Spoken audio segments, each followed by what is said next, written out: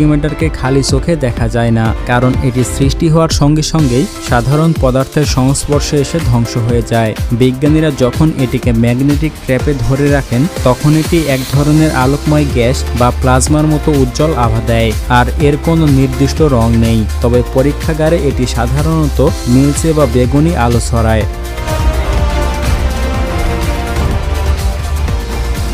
Pink star diamond.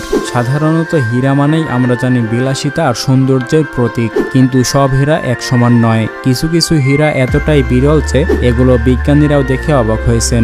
এর মধ্যে সবচেয়ে বিখ্যাত হলো পিঙ্ক স্টার ডায়মন্ড, যেটি পৃথিবীর সবচেয়ে দামি হীরা হিসেবে রেকর্ড করেছে। এই হীরার ওজন মাত্র 59.60 ক্যারেট। 2017 সালে হংকংয়ে একটি নিলামে এটি বিক্রি হয় $71.2 মিলিয়ন, যা আজও কোনো হীরার ক্ষেত্রে সর্বোচ্চ দাম হিসেবে গণ্য করা হয়। বিজ্ঞানীরা বলেছেন পৃথিবীর কোটি কোটি হীরার মধ্যে মাত্র একটি রং এই মাত্রাতে পিওর পিঙ্ক হয়, আর সেটি হলো পিঙ্ক স্টার ডায়মন্ড, যার কারণে পিঙ্ক স্টার ডায়মন্ড রাজা রানী ও বিলিয়নারদের কাছে সবচেয়ে বড় আকর্ষণের প্রতীক। আজও এটি বিশ্বের অন্যতম বিখ্যাত ব্যক্তিদের সংগ্রহে সংরক্ষিত অবস্থায় আছে, তাও আবার কঠোর নিরাপত্তাতে।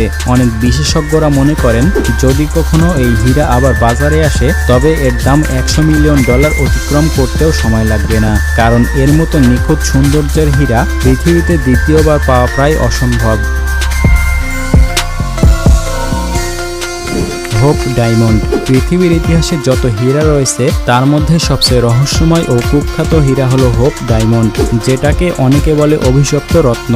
এর ওজন প্রায় 45.52 ক্যারেট এবং এর উৎপত্তি ভারতবর্ষের গোলকোন্ডা খনি থেকে প্রায় 350 বছর আগে। 1700 শতকে ফরাসি এক বণিক এই হীরাটি ক্রয় করে ইউরোপে নিয়ে যান। তারপরে এটি পৌঁছে যায় ফ্রান্সের রাজা